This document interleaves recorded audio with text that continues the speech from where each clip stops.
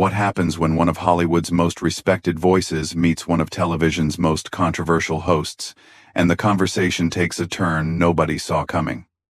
Today we're diving into the explosive encounter between Morgan Freeman and Joy Behar on The View that ended with security being called and Freeman walking off set.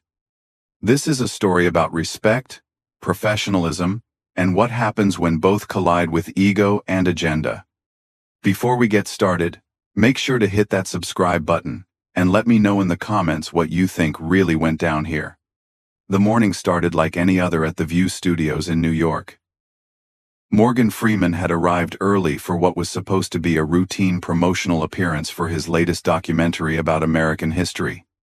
The legendary actor, known for his measured words and dignified presence, sat quietly in the green room, reviewing his talking points with his publicist. At 76 years old, Freeman had done thousands of interviews.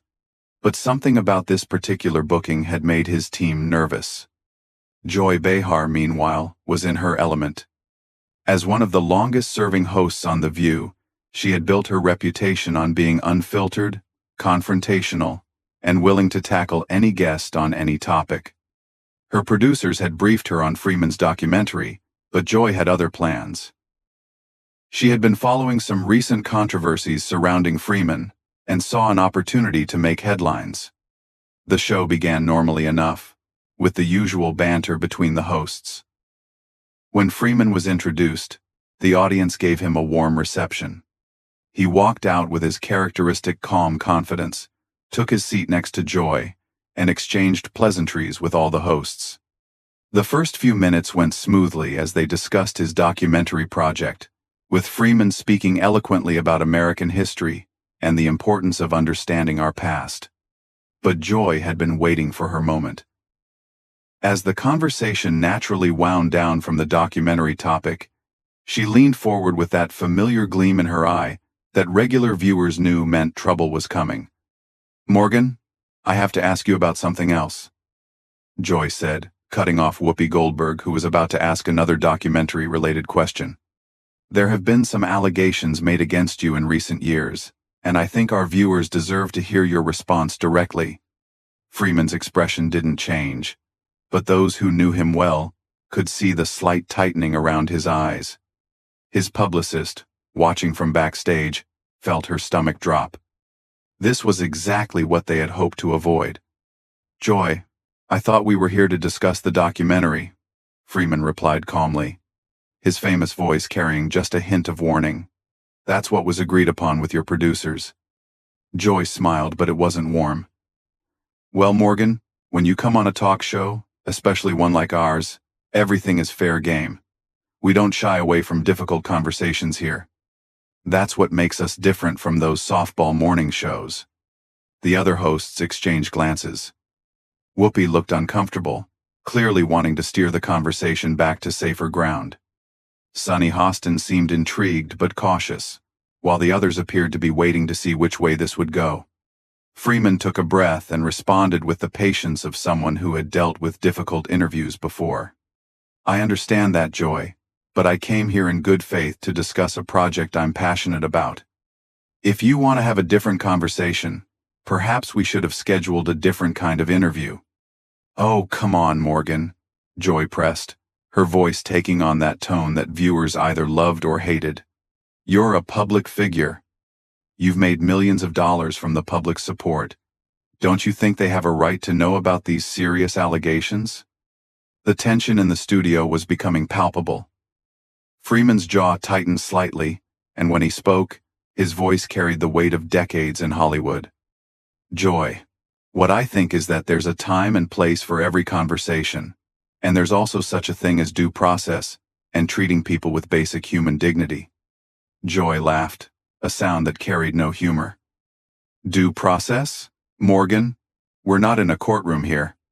This is daytime television, and our viewers are smart enough to hear different perspectives and make up their own minds." "Are they?"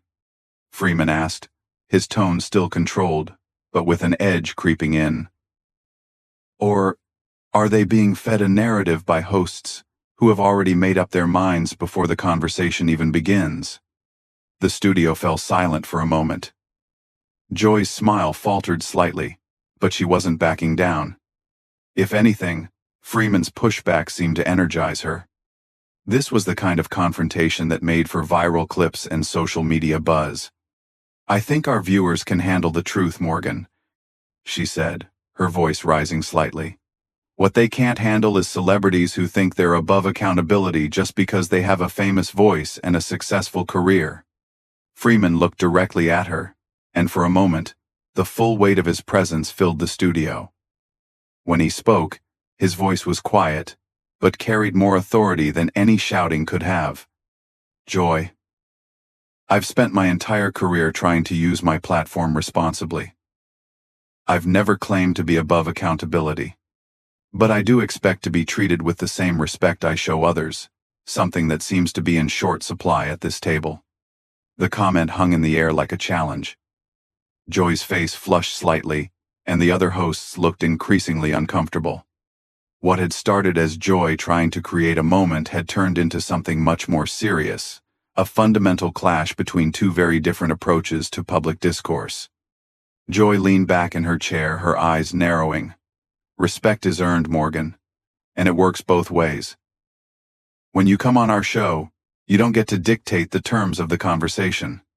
Freeman's response would set the tone for everything that followed, and nobody in that studio was prepared for what came next.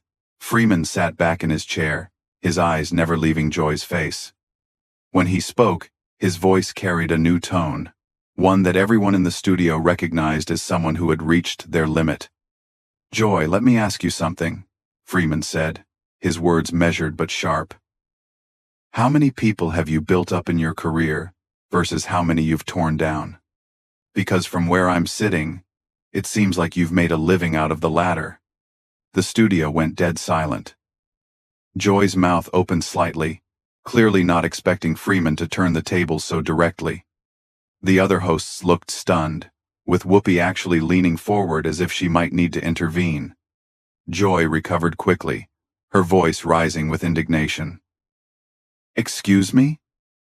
I've been doing this job for decades, and I've held powerful people accountable when others wouldn't dare.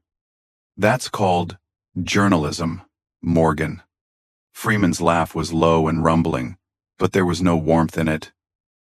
"Journalism? Is that what we're calling ambush interviews now? Joy, real journalists do their homework, they ask thoughtful questions, and they listen to the answers. What you're doing is performance art, designed to generate clicks and controversy." "How dare you?" Joy shot back, her professional composure starting to crack. "I have every right to ask you about allegations that have been made public. That's not ambush journalism, that's doing my job." "Your job," Freeman repeated, his voice taking on that commanding tone that had narrated countless documentaries. "Let me tell you what I think your job should be, Joy. Your job should be to inform, to educate, to elevate the conversation. Instead, you use your platform to tear people down for entertainment value." Joy's face was reddening now, and her voice became sharper. "Don't you lecture me about my job, Morgan Freeman. I've been fighting for women's rights and social justice since before it was trendy. I've used this platform to give voice to people who otherwise wouldn't be heard." "Have you?" Freeman asked, tilting his head slightly. "Or have you used those causes as a shield to justify your behavior? Because there's a difference between fighting for justice and using justice as an excuse to bully people on national television." The other hosts were now looking back and forth between Joy and Freeman like spectators at a tennis match. Sonny tried to interject, "Maybe we should all take a breath here and—" "No." Joy cut her off sharply, her eyes still locked on Freeman. "I want to hear this. Please, Morgan. Tell me more about how I'm a bully." This from a man who has had multiple women come forward with stories about inappropriate behavior. Freeman's expression hardened. "Joy, those allegations were investigated, and I addressed them publicly at the time. But even if they hadn't been, even if I were the worst person in the world, It wouldn't change the fact that your approach to this conversation has been unprofessional from the start. Unprofessional? Joy's voice cracked with disbelief. You're calling me unprofessional? You're the one who came here expecting some kind of puff piece interview, and then got upset when I asked real questions. Freeman leaned forward slightly, his presence somehow filling more space in the studio. Joy, I've done real interviews with real journalists who ask tough questions. The difference is they did it with respect, with preparation, and with the understanding that their job is to seek truth, not to create drama. So now I'm not a real journalist? Joy's voice was getting higher, and the other hosts were looking increasingly alarmed. I'm saying that real journalists don't ambush their guests, Freeman replied evenly. They don't make assumptions and then demand that their guests defend themselves against those assumptions. Real journalists listen. Joy slammed her hand on the table, causing her coffee cup to rattle. I am listening. I'm listening to the women who came forward. I'm listening to the people who don't have platforms as big as yours to tell their stories. Freeman's voice remained calm, which seemed to infuriate Joy even more. Are you listening to them, Joy, or are you using them? Because there's a difference between giving people a voice and using their pain as a weapon to attack someone you've already decided is guilty. I haven't decided anything, Joy protested. I'm asking questions that need to be asked. No, you're not, Freeman said, his tone becoming more forceful. You're making statements disguised as questions. You've already made up your mind about me, about this situation, probably before I even walked through that door. This isn't an interview, Joy. This is a trial where you've appointed yourself judge, jury, and executioner. Joy stood up abruptly, her chair rolling backward. That is completely unfair, and you know it. I have every right to ask these questions, and frankly, your refusal to answer them says more about you than any answer could. Freeman also stood, his full height and presence now dominating the space. My refusal to participate in your circus doesn't say anything about guilt or innocence, Joy. It says something about dignity and self-respect, concepts that seem to be foreign to you. The insult hung in the air like a thunderclap. The other hosts looked shocked. The audience was completely silent, and Joy's face had gone from red to pale in seconds. Did you just call me undignified? Joy asked, her voice dangerously quiet. Freeman looked at her steadily. I said your behavior lacks dignity. Yes. There's a difference between holding people accountable and what you're doing right now. Joy's voice exploded across the studio. My behavior? My behavior? You're the one with the questionable past? And I'm the one with the behavior problem? Yes, Freeman said simply, his calm in stark contrast to her outburst. Because accountability doesn't mean abandoning basic human decency. It doesn't mean treating people like they're already guilty. It doesn't mean using your position to humiliate someone for the entertainment of your audience. Joy looked around at her co-hosts, as if seeking support, but found only uncomfortable expressions. Even the audience seemed to be shifting in their seats, the energy in the room having turned from excited anticipation to genuine tension. I can't believe this, Joy said, shaking her head.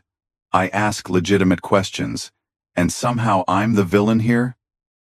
This is exactly the kind of deflection that powerful men have been using for years. Freeman's eyes flashed with something that might have been anger, though his voice remained controlled. Joy, don't hide behind gender politics to justify poor behavior.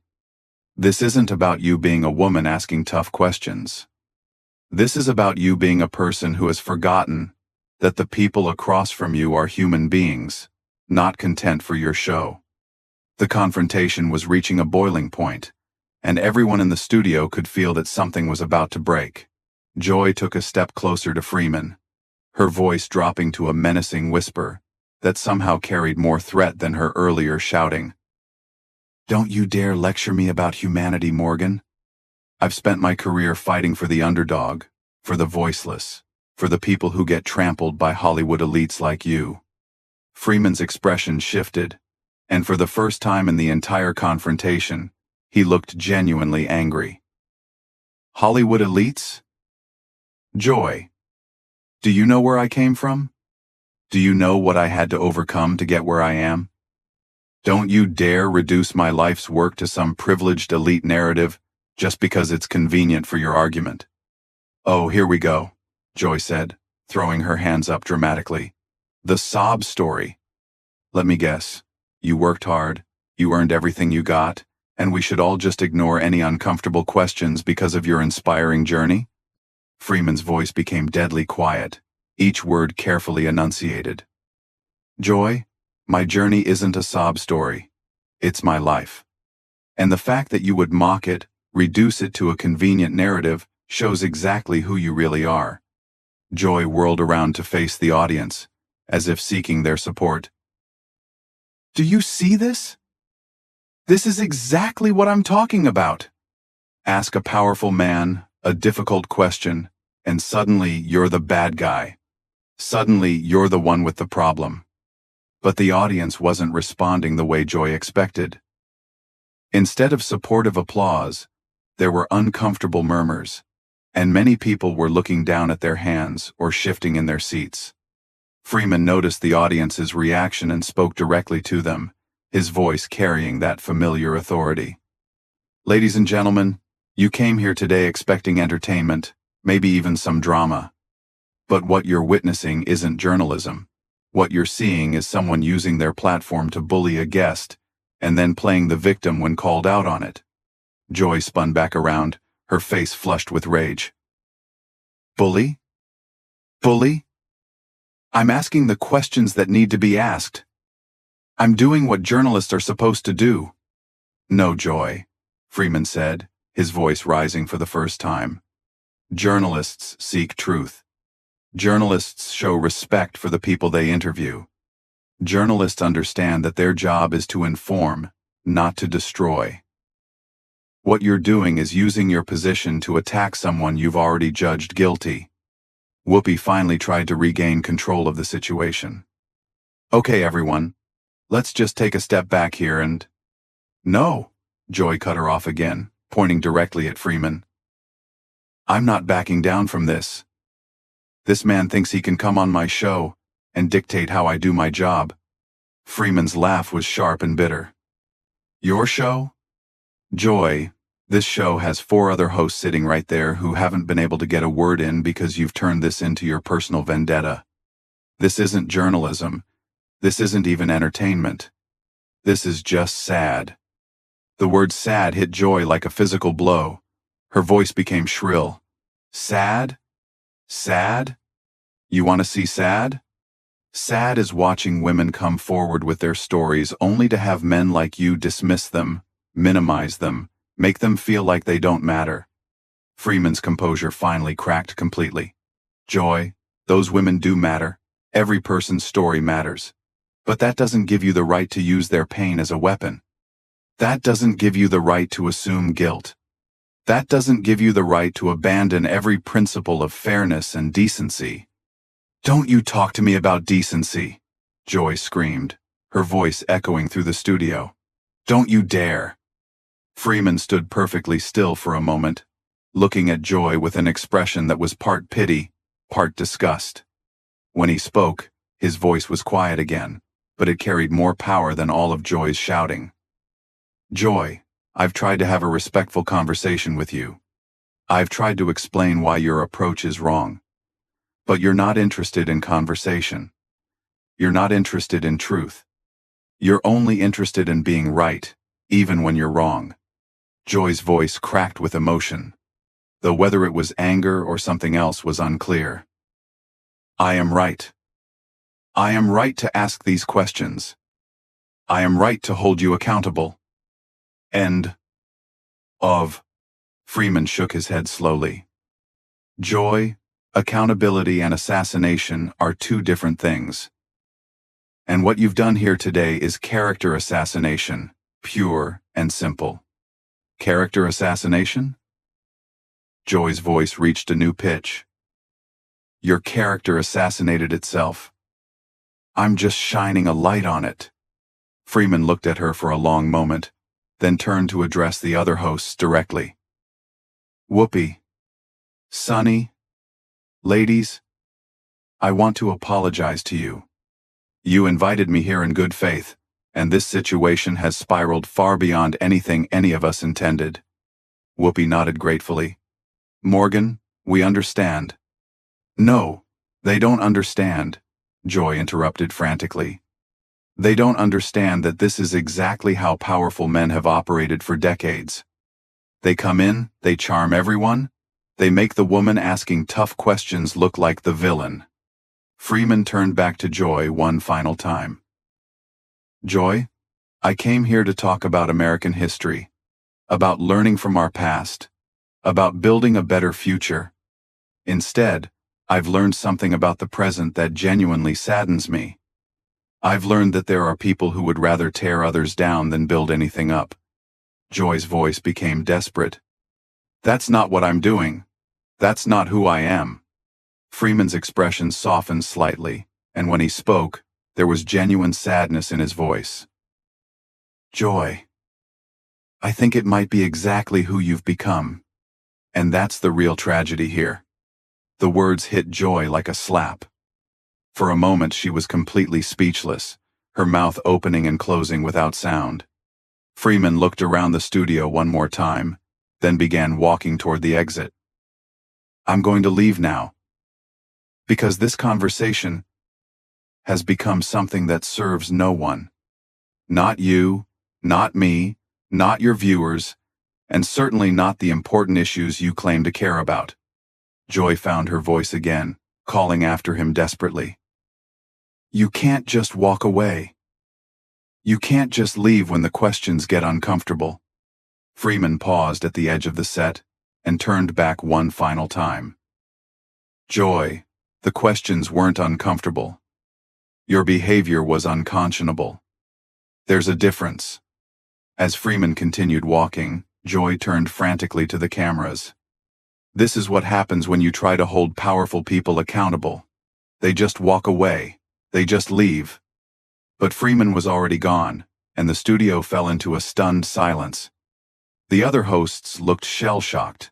The audience was completely quiet, and Joy stood alone in the middle of the set, looking smaller somehow than she had when the show began. The cameras kept rolling, capturing every moment of Joy's meltdown, as she realized that in trying to destroy Morgan Freeman's reputation, she might have destroyed her own credibility instead. The confrontation that was supposed to be her moment of journalistic triumph had become something else entirely, a moment that would be replayed and analyzed for years to come, but not in the way she had intended. What did you think of this explosive confrontation?